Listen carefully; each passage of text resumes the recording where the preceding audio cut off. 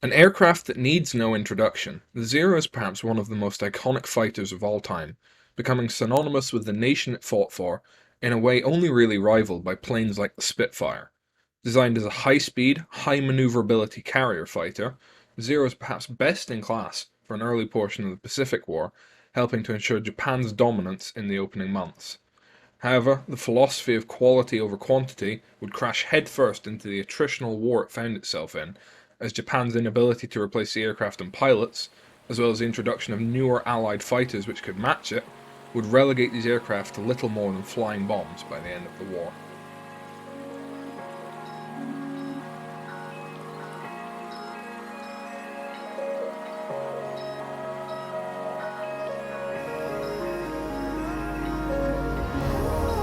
The process begins with the cockpit.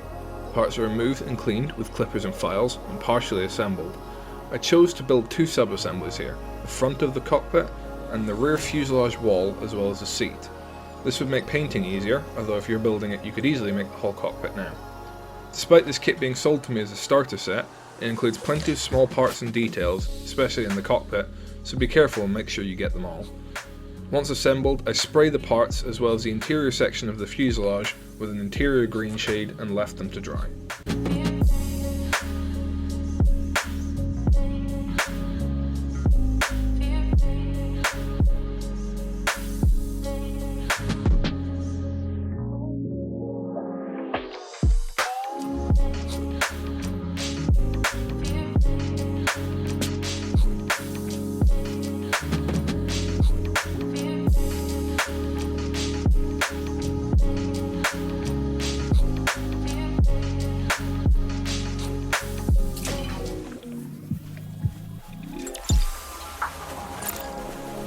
Next, all the sections I sprayed with green were given a black wash. This would help accentuate details, even if most of it would not be visible in the final assembly. I could then apply the decals for the seat details and dashboard dials, and then, once the water had evaporated, I could spray the cockpit assembly with some matte varnish to seal everything down.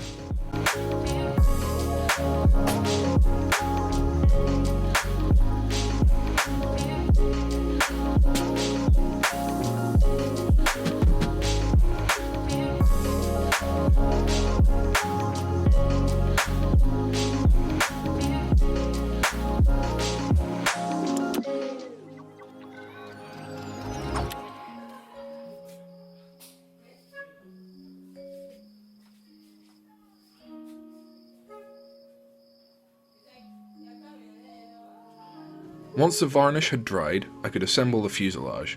While I used plastic cement to glue the fuselage halves together, I made sure to use superglue when gluing the cockpit together, as the cement would not properly bond to the varnish parts.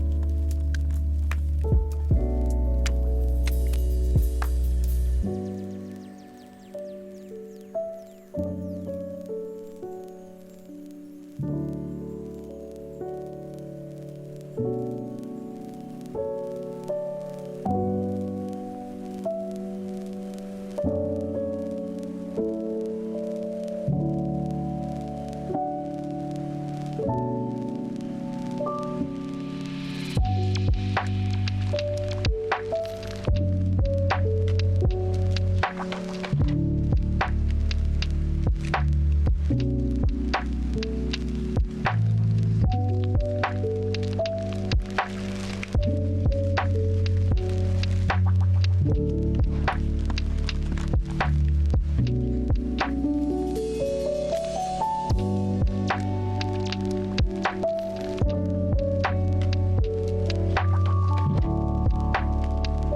next part to assemble is the wing. Typically, I like to paint the wheel well separately from the assembly, as it makes manipulation easier and reduces the risk of overspray. However, in my research I discovered that typically, the wheel wells of Zeros built by Mitsubishi, such as the ones at Pearl Harbor, would have been painted the same amber grey as the rest of the fuselage, so I could assemble all the wing parts now. Because of the fit of the parts, I made sure to clamp down the wing together while it dried in order to reduce the number of gaps that would form.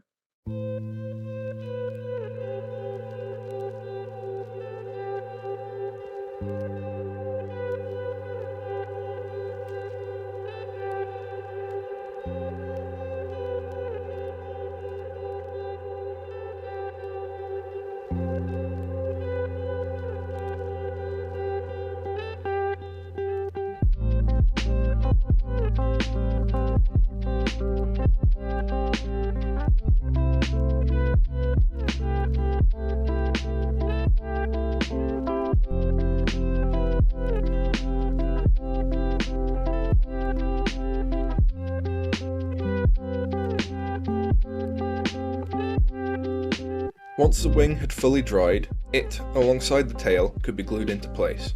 Although this is a starter set type kit, it did include an option for folded wings, but I chose to build them down as I did not want to create the wingtip details for now.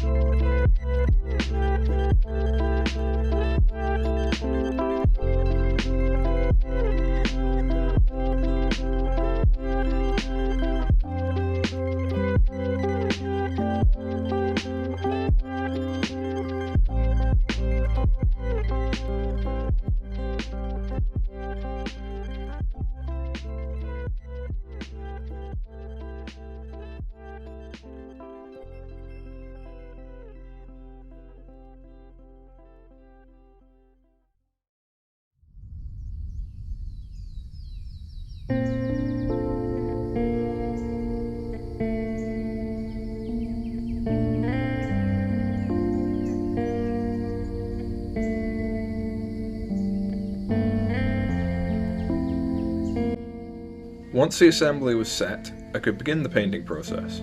The first stage, after filling the cockpit with masking putty, was to spray a thin layer of primer across the whole plane. This would give an even surface for the paint, as well as making surface imperfections easier to see.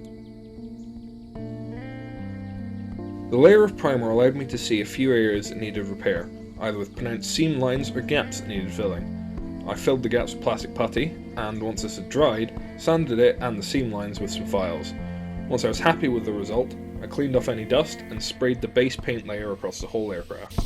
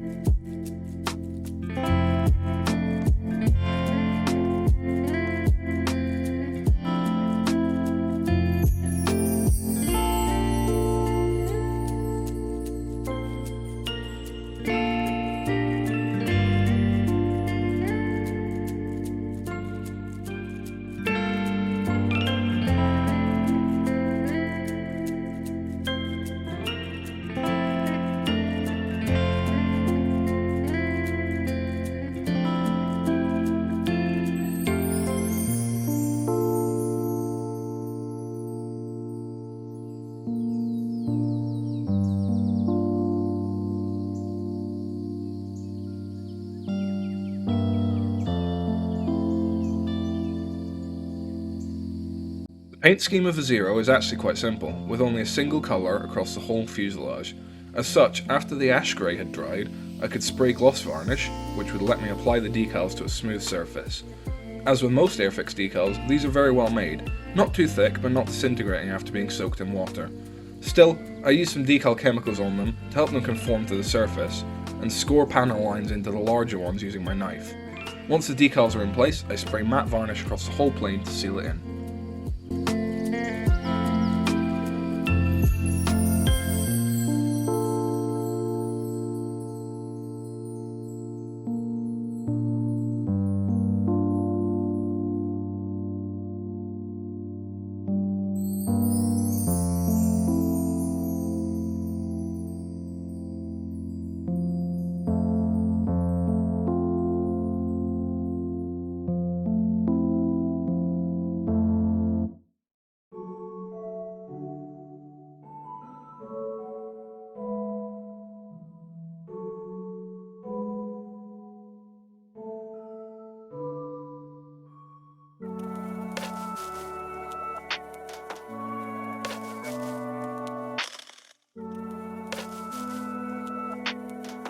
After the varnish had dried, I could give the plane a panel line wash to add definition and break up the surface.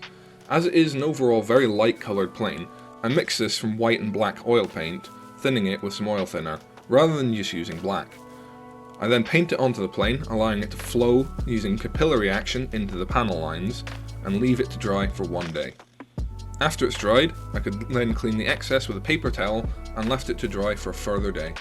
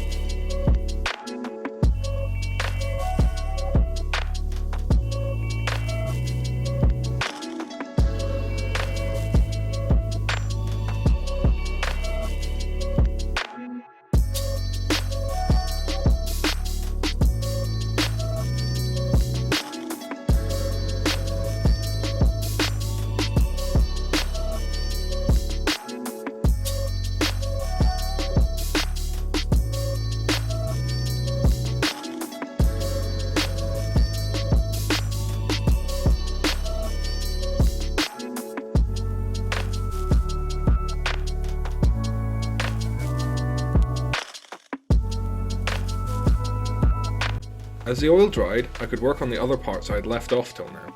I clipped off the parts for the engine and propeller, cleaned them up, and sprayed them using some gunmetal spray paint. I also prepared the engine cowling, painting it with a 4:1 mix of black and royal blue. The metal parts are then given a black wash, and once dry, the backs of the propeller blades are painted black and the parts glued into place using superglue.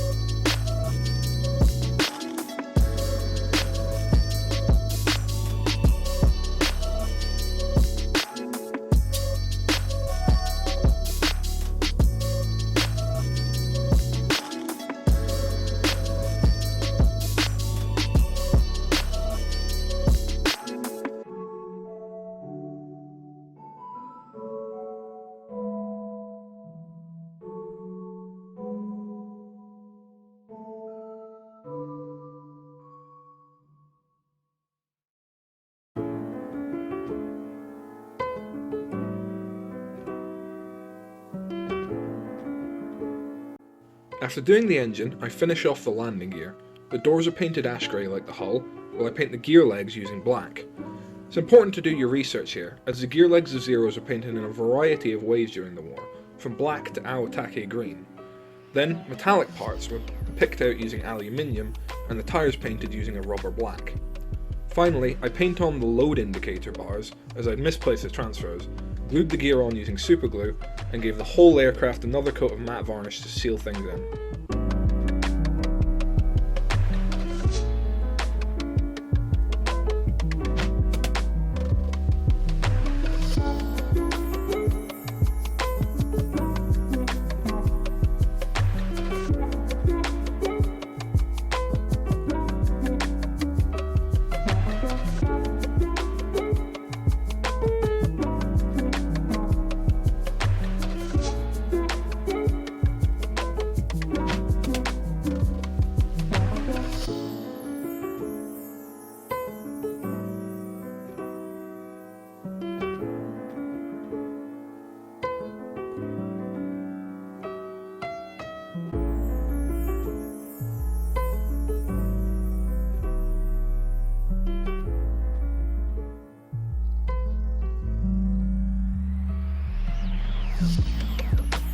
The final stage is to do weathering. I wanted this aircraft to be relatively clean, as if it was just sitting out towards the Pearl Harbor raid aboard a Kagi. As such, I only paint some light fuel leaks using black oil paint, blending it using a brush and cotton bud in the direction of airflow, and leave it to dry. As it dried, I could mask and paint the canopy using the ubiquitous ash grey that had been used across the rest of the aircraft.